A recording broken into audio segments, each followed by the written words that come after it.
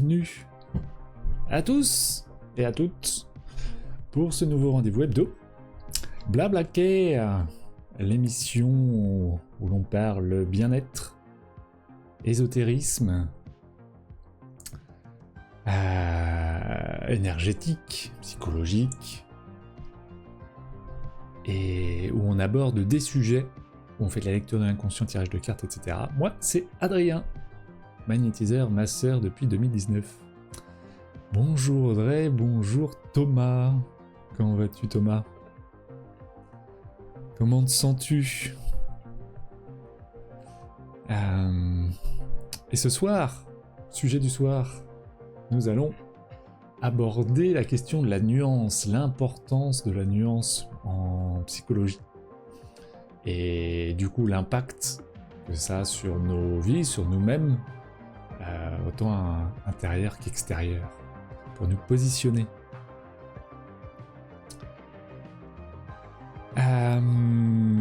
Et pour commencer, fatigué nous dit Thomas. Grosse journée? Ou c'est global? Parce que j'ai l'impression que la fatigue là après en énergétique, il est dit que le 12-12, il y a eu un gros portail énergétique. Et en numérologie, je crois que j'en avais parlé la semaine dernière, mais nous sommes sur une année 9. Donc ça bouge pas mal en cette fin d'année, ça bouge pas mal chez les uns, chez les autres. Du coup, la nuance. Comment la nuance peut nous aider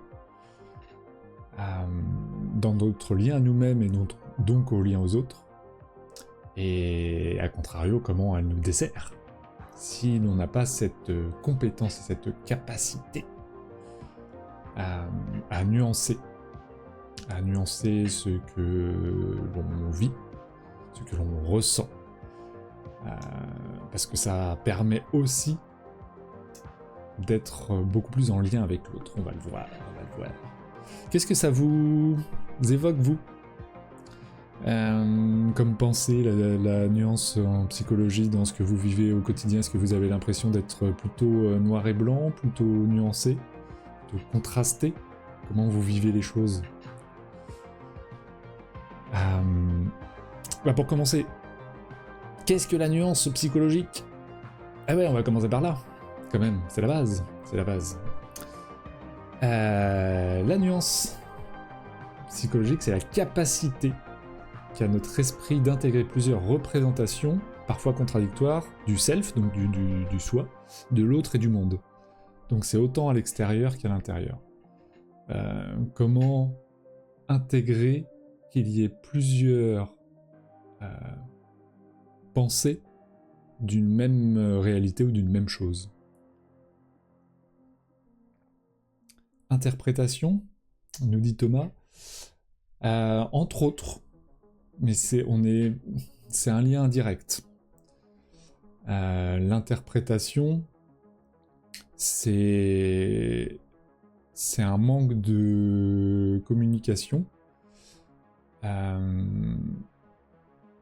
Mais oui, il y a un peu de ça, c'est-à-dire qu'on va interpréter une situation, donc la polariser. Donc on pourrait le mettre dedans.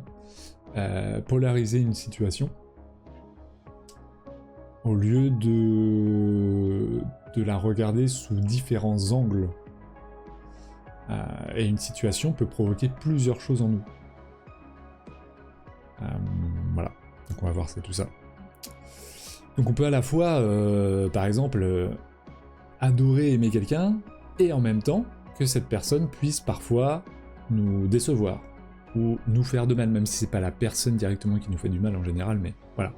Et que donc une personne nous fasse ressentir tout un panel de sentiments.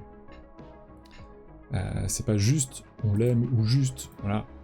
Et on est capable de percevoir ce qu'on aime et de vivre aussi des choses, à la fois d'aimer la personne, mais à la fois que ça puisse piquer. Donc à contrario, effectivement, l'inverse de la nuance, c'est le fait d'être polarisé, donc de voir tout noir ou tout blanc. Bonjour aux gens de Twitch et de Facebook. Les gens de l'ombre, n'hésitez pas à faire un petit coucou et à réagir. Et à partager aussi. Si vous vivez des choses, vous, dans votre vie de tous les jours, que ce soit professionnel, familial, sentimental, sociétal, tout ça. Et si vous avez l'impression de vous reconnaître dans une situation ou l'autre, et d'expliquer un peu ce qui se joue en vous, et les différents sentiments, et pourquoi vous avez pourquoi vous vivez, vous, de la polarisation. Ou pas. Il est dit qu'une personne qui perd cette compétence ou qui n'a pas cette compétence de nuance, c'est comme un signal d'alarme. Parce qu'on peut la perdre à certains moments de notre vie, ponctuellement, mais après ça peut être aussi quelque chose qui s'installe petit à petit, par déception, par traumatisme. Et justement, on parle souvent de protection dans nos lives sur cette émission. Le fait de se protéger, etc. Parfois, le fait de se protéger, en fait, on va polariser des situations, des choses, pour éviter de rentrer dans cette nuance et croyant que ça nous protège. Sauf que du coup, ça nous éloigne de tout le nuancier qu'on ressent à l'intérieur et donc de notre lien à l'autre.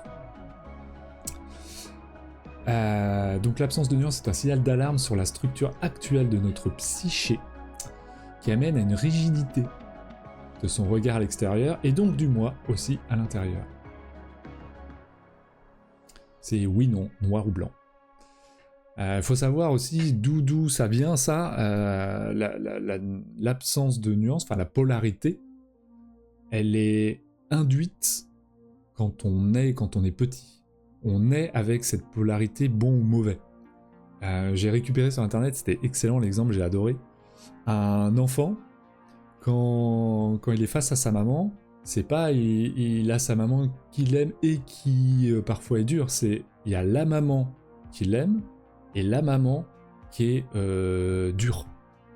Et en fait, pour l'enfant, pour pour le bébé ou pour l'enfant, il y a cette... c'est pas nuancé, c'est deux personnages différents. C'est comme si pour l'enfant, il y avait deux mamans. C'est pas une seule et même personne qui lui fait vivre tout un nuancier de sentiments. Il y a le bon et le mauvais. Puis après, il y a toute sociétale qui rentre en compte. Mais bon, ça, on en parlera un peu plus loin. Moi, en tant que thérapeute, il faut savoir que le travail du thérapeute, de l'accompagnant, du psychologue, enfin n'importe, quelqu'un qui fait de toute façon un chemin de mieux-être pour autrui, c'est de restaurer cette nuance psychique. C'est d'adoucir là où il y a de la rigidité et de faire renaître cette nuance pour pouvoir aborder le soi et l'autre, et le monde, sa vie, de façon beaucoup plus nuancée.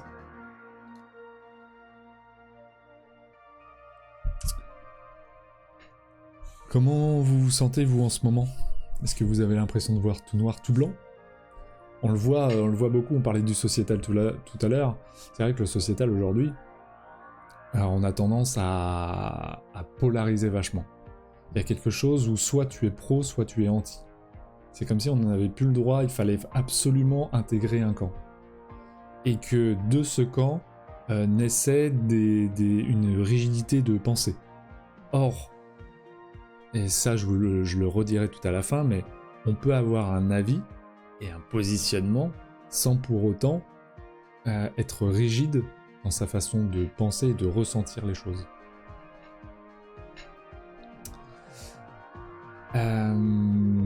Donc le but de tout ça, c'est de développer une capacité à penser, à ressentir beaucoup plus riche, beaucoup plus complexe et plus proche de la réalité de ce qu'on vit. Pas terrible, tu nous dis, Thomas. C'est-à-dire, est-ce que tu peux nous en dire plus sur le pas terrible ? Ça répond à quoi? Est-ce que tu as des difficultés à justement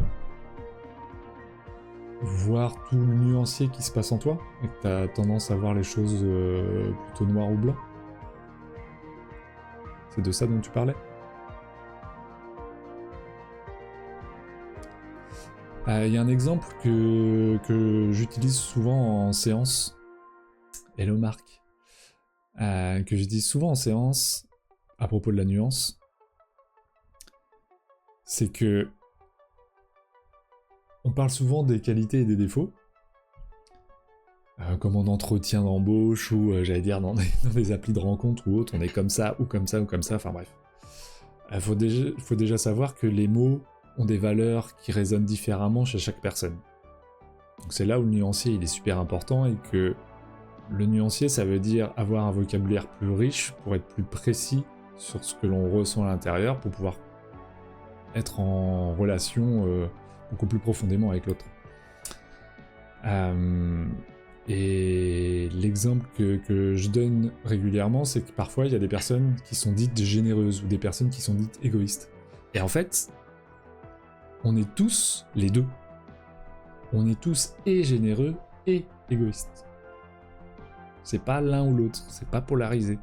On va être généreux plus avec certaines personnes que d'autres, on va être généreux sur des situations et pas d'autres, on va être égoïste à contrario dans certaines situations, etc., etc. Et ça, on en a tous des exemples dans notre vie. Je sais pas, il y a des gens qui vont être super généreux avec les SDF, mais qui vont être beaucoup moins généreux quand il s'agit, j'en sais rien, d'offrir des cadeaux à des gens.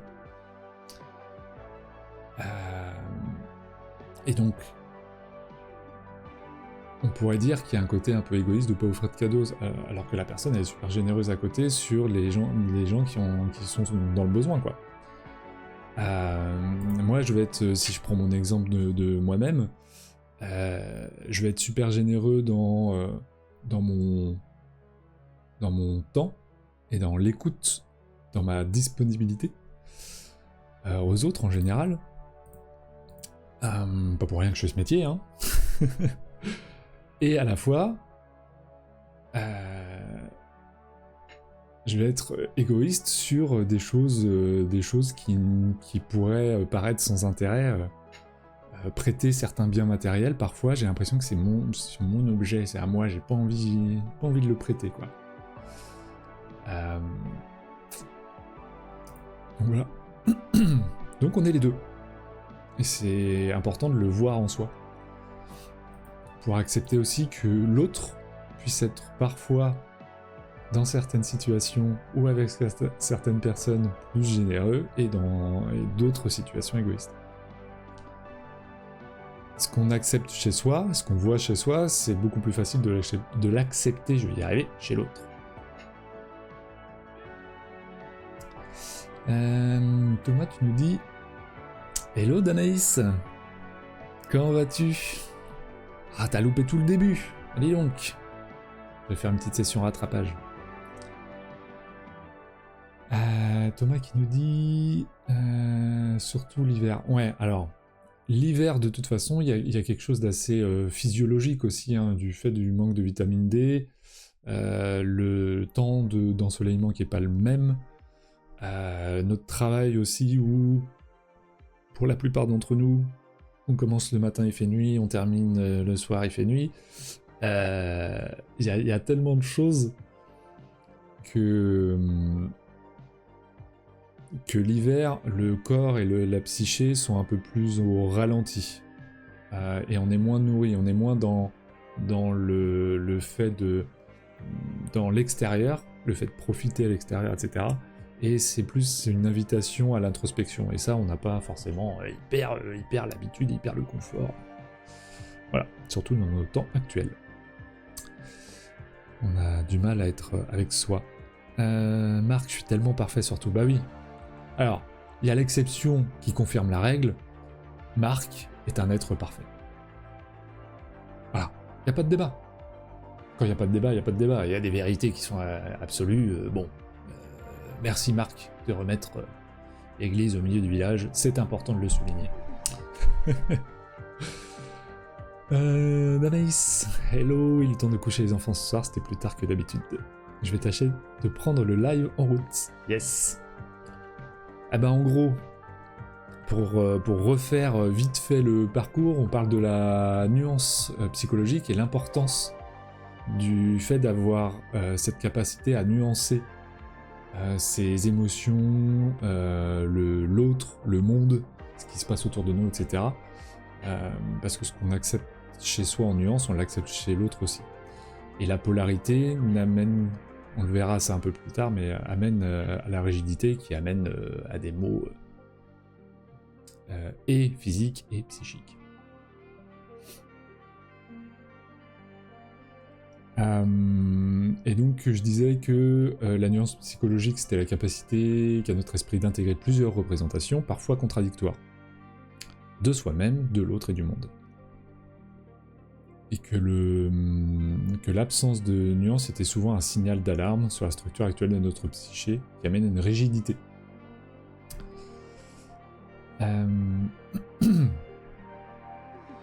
Tchouk. Bon allez, je vais aller looter avec mon raider à toutes. Donc Marc est un joueur. Donc Marc, bonne soirée, bon jeu. Ciao. Profite bien.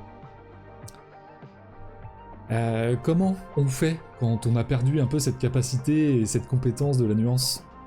Comment on fait pour repercevoir un peu la vie en nuancier de gris?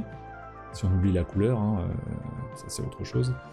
Mais le fait de ne pas être dans le noir ou dans le blanc, ou d'être dans la polarité, c'est ça ou ça. Voilà. Ben, c'est un processus, et la bonne nouvelle, c'est que ça s'apprend. Ça s'apprend avec du temps, avec de l'expérience, et avec des choix, des décisions. Déjà, la première étape, c'est d'identifier quand ça arrive, quand on se sent rigide, quand on a l'impression qu'il n'y a qu'une voie à la situation, qu'une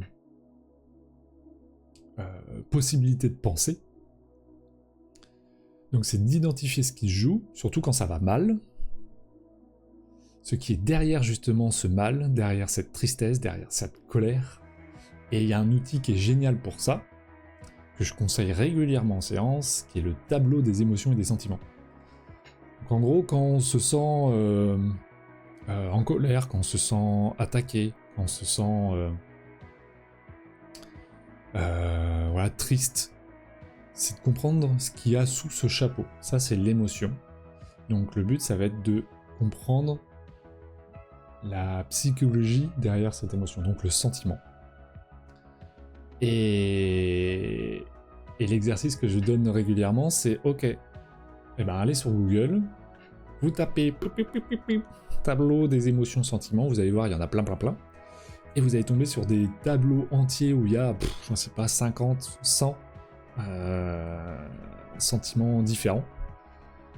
Et quand vous ressentez ça en vous, vous vous posez avec le tableau, vous parcourez.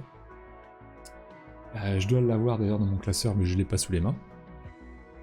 Vous parcourez cette liste et vous dites « Ah, tiens, il y a ça derrière ma colère. Tac. Ah, il y a ça aussi. Ok, il y a ça aussi. » Et même dans le positif, vous pouvez les voir dans le positif, dans les sentiments positifs, et dire « Ah ouais, ça c'est marrant, de ce que je ressens là, il y a aussi du bon. » Bref. Et tout ça, ça va vous permettre de démêler la pelote et de voir qu'en fait, d'une même situation, il y a plein de choses qui peuvent en ressortir. Et vous pouvez sentir plusieurs choses à la fois et en même temps.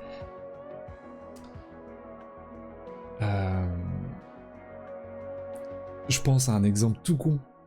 J'en sais rien, vous avez un ami qui se pète la gueule devant vous, à la fois vous pouvez être bidonné de rire, et à la fois avoir peur pour la personne et se dire « Oh putain, j'espère qu'il lui a rien arrivé, quoi ». Donc on peut avoir ces deux sentiments qui se mélangent en même temps. Et ça change pas la situation qui est que la personne, elle s'est juste viandée comme une merde. Parce que c'est drôle, finalement. Quand il n'y a rien de grave, évidemment. Donc, le processus, d'abord, c'est d'identifier, de faire cet effort, d'aller chercher, et d'aller comprendre, d'aller nuancer, d'aller chercher vraiment avec plus de, justement, de nuancier que juste ça va pas, pour aller comprendre ce qui se joue en vous. Et pour pouvoir l'exprimer, du coup, aussi à autrui s'il y a besoin.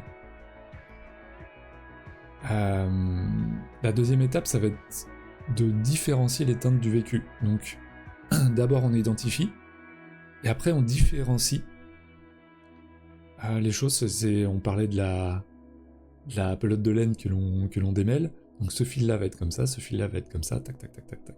Hello Magali, comment vas-tu?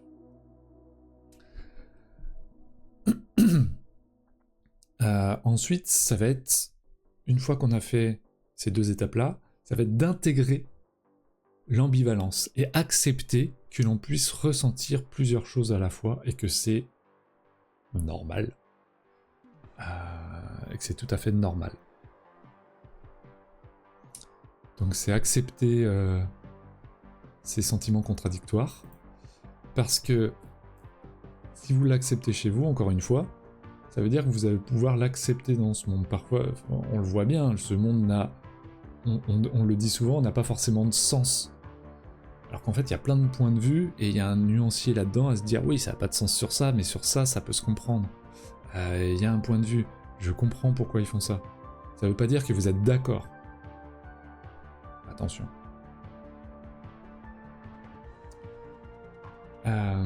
Et la dernière étape du processus, ça va être de tolérer l'incertitude.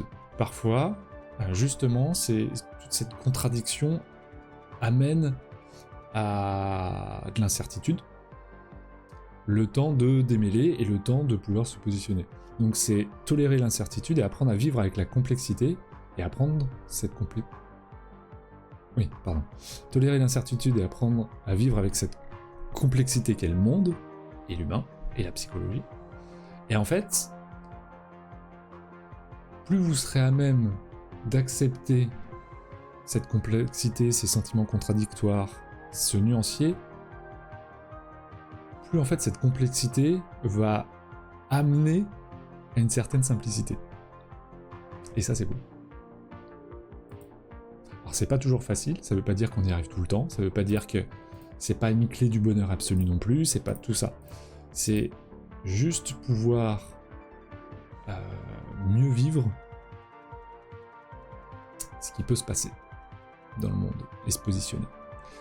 Donc une personne qui a cette capacité de la nuance est capable de vivre à une certaine cohérence interne. Si on est capable d'avoir du nuancier, on est beaucoup plus capable de faire naître une cohérence en soi et dans ses actes, dans ses valeurs, que si on était dans la rigidité. Désolé, je dois y aller. À vendredi, bonne soirée. Oui, c'est vrai qu'on a rendez-vous vendredi, Thomas. Donc, bonne soirée à toi, à vendredi. Et bah, prends soin de toi, repose-toi bien. À bientôt, Thomas. Et toi, Danaïs, ça te parle ce sujet? Est-ce que tu as l'impression parfois de manquer, on va dire, de nuances? Parfois d'être dans ce tourment un peu du noir et du blanc?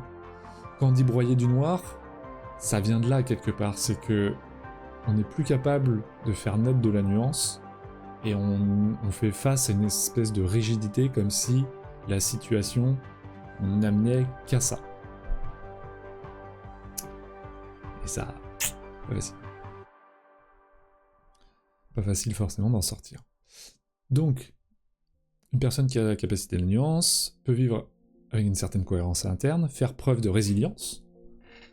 Donc c'est avec cette capacité de nuancer sa vie, son quotidien, des situations, etc., qu'on est capable de traverser les épreuves, les remous, les tourments, avec plus de facilité. Pas dire que c'est facile, plus de facilité. Là aussi, je mets de la nuance. Ce sera pas facile. Ce qui fait mal, fait mal. Parfois, c'est comme ça.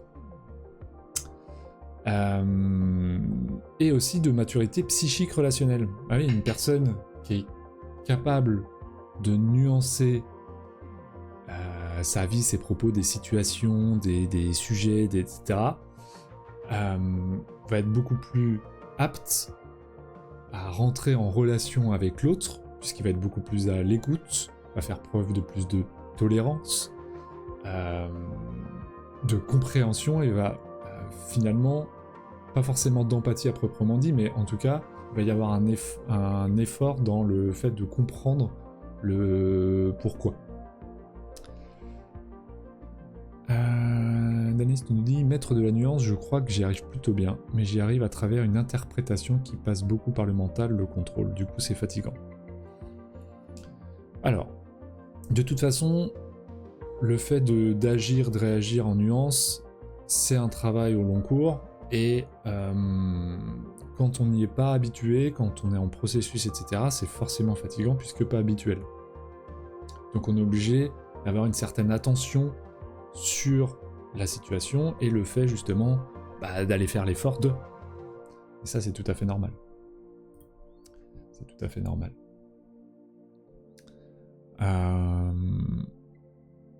Et tu passes par une interprétation. Alors c'est ce qu'on disait tout à l'heure, en fait l'interprétation fait partie plus ou moins de ce sujet de la nuance, mais l'interprétation, elle est faite quand justement tu prends un élément et que tu vas le polariser, au lieu parfois de juste renvoyer la balle, entre guillemets, et ça va être de confirmer.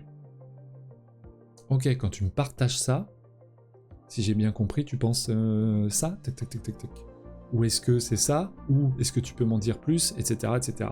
Parce que, je le rappelle, la valeur des mots est différente chez tout le monde. Il y a des mots qui peuvent blesser ou faire plaisir, alors que c'est le même mot. Donc c'est important, ils vont pas forcément avoir la même puissance, la même tonalité. C'est là où la communication, encore une fois, l'écoute, le fait de valider ce que l'autre peut écrire, penser, dire, etc., ça peut être important.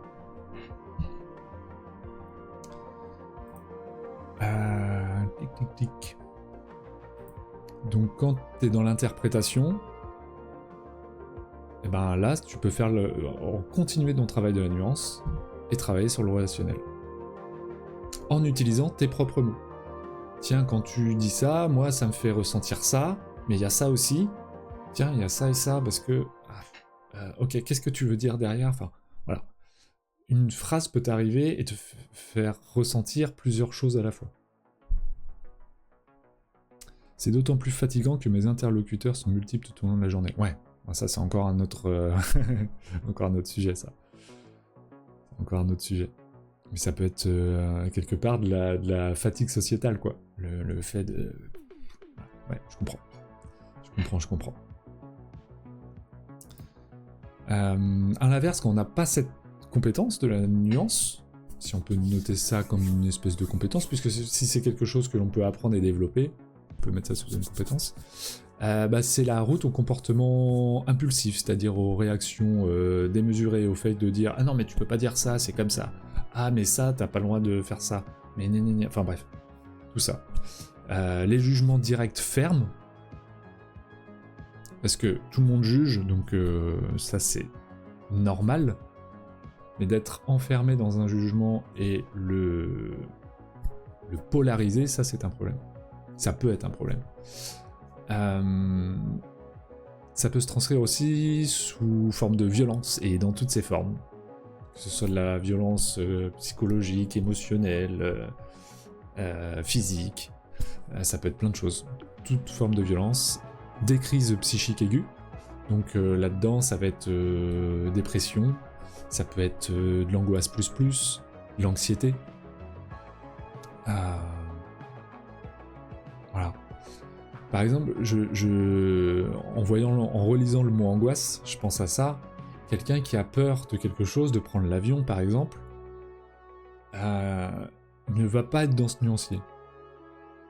Il rentre en crise d'angoisse puisque la situation n'a qu'une issue dans sa tête. C'est comme si ça activait une peur qui n'a qu'une issue. Au lieu de se dire, ok, bah dans la nuance, c'est un avion sur, j'en sais rien, 1 million qui a un problème, qu'il y a quand même une compétence assez élitiste pour pouvoir faire que ça tourne bien, que la personne a sûrement déjà pris l'avion et que ça s'est bien passé, que etc. etc. Voilà, donc parfois les crises d'angoisse sont dues à ça. Donc encore une fois, le but du thérapeute sur ces problèmes-là, ou de l'hypnose ou autre, en fait, ça va être d'introduire d'autres points de vue, donc de la nuance, pour pouvoir soulager ce côté rigide et angoissant.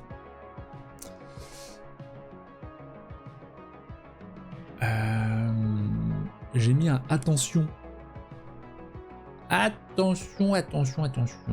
Messieurs, dames, attention. La nuance n'implique pas de ne pas avoir un avis ou une position claire. La nuance, je répète, n'implique pas de ne pas avoir un avis ou une position claire.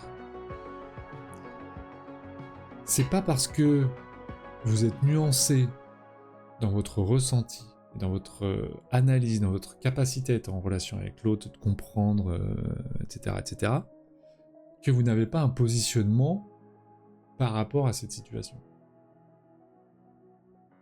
J'en sais rien, je peux comprendre que l'avion soit super pratique, on peut aller à l'autre bout du monde, voir des tribus, bref, d'autres cultures, machin, etc., assez facilement, et blablabli, blablabla.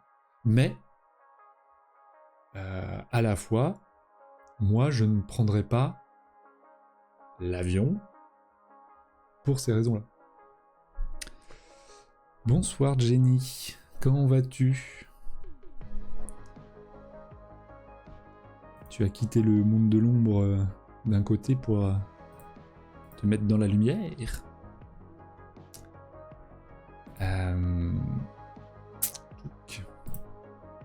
Donc ouais, la nuance n'implique pas de ne pas avoir un aveu, une position claire, et l'objectif d'avoir cette compétence de la nuance psychologique n'est pas d'accepter toute situation parce que voilà, et de laisser tout faire. Non. La nuance est là justement pour faire des choix plus éclairés. Plus vous aurez une nuance en vous, plus vos choix seront adaptés, j'allais dire, et seront compris et seront apaisés, sereins, parce que vous aurez cette nuance et qu'elle sera pas beaucoup moins en tout cas empreint de polarité des émotions et des sentiments. De se dire c'est bien, c'est mal, blablabla. Donc vous voyez le monde autrement qu'en noir et blanc. Et ouais. Et je passe ce message dans notre société de plus en plus polarisée. C'est une ode à la nuance que je partage. Voilà. C'est une ode à la nuance.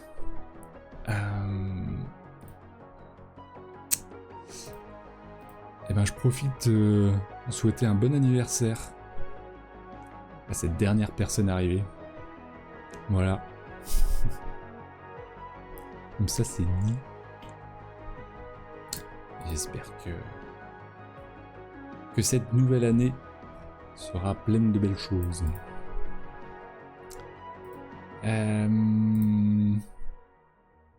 Est-ce que vous avez des choses à rajouter sur tout ce qu'on a partagé ce soir sur la nuance ?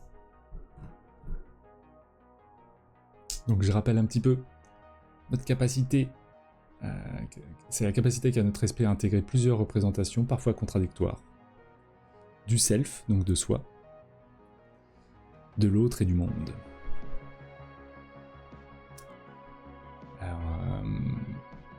Et que l'absence de nuance peut être un signal d'alarme et peut se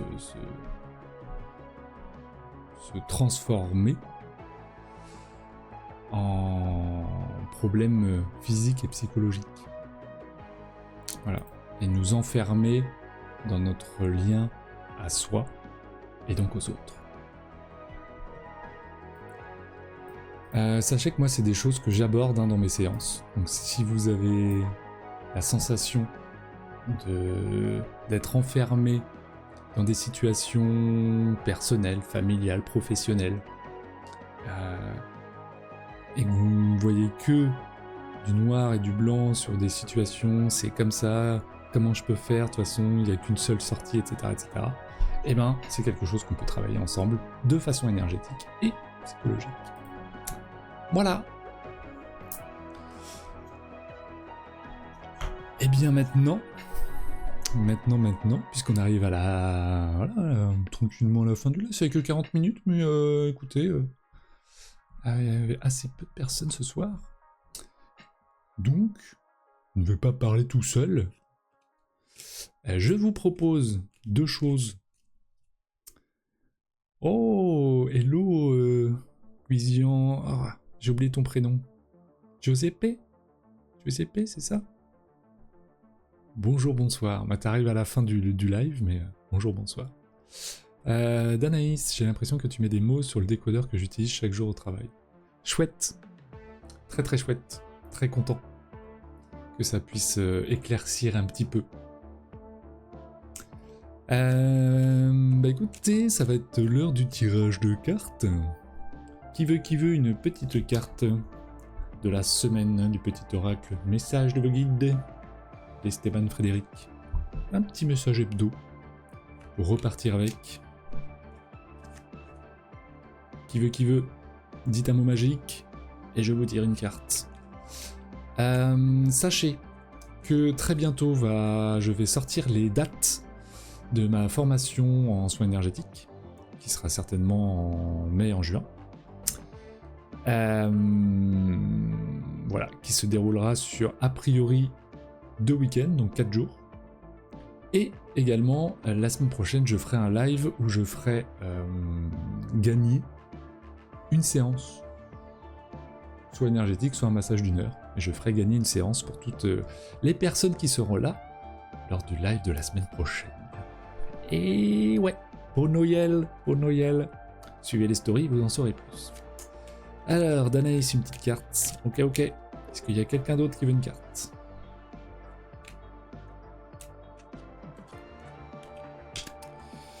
Alors, Danaïs...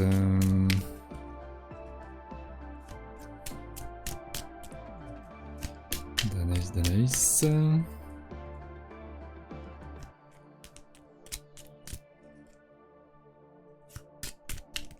ben disons qu'elle veut pas sortir la carte.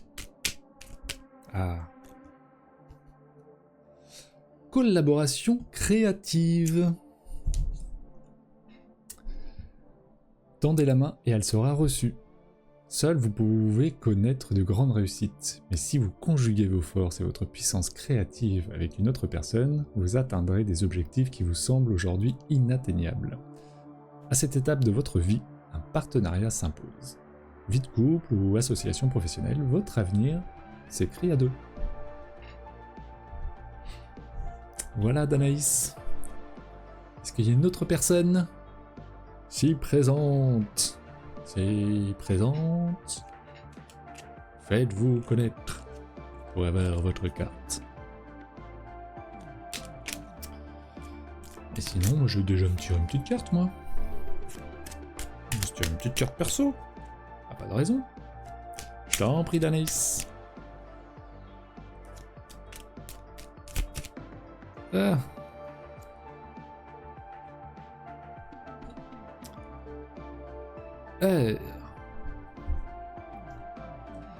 Ne vous laissez pas faire.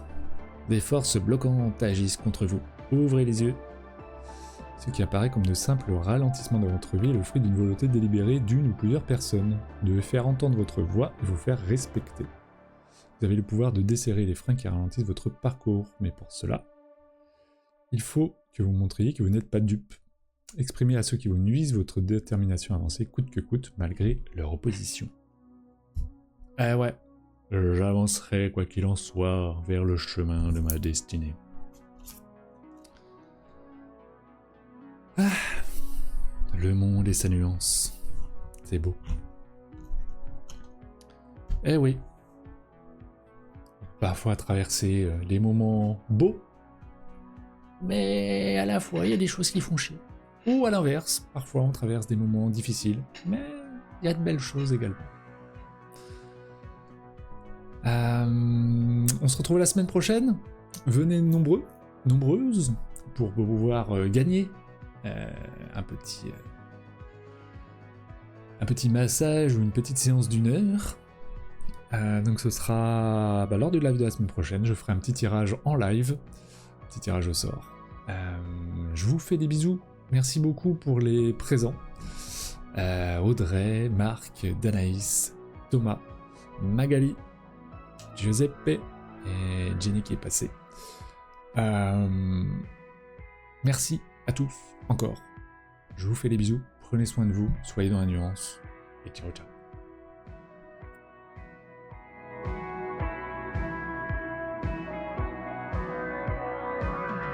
Merci Karek.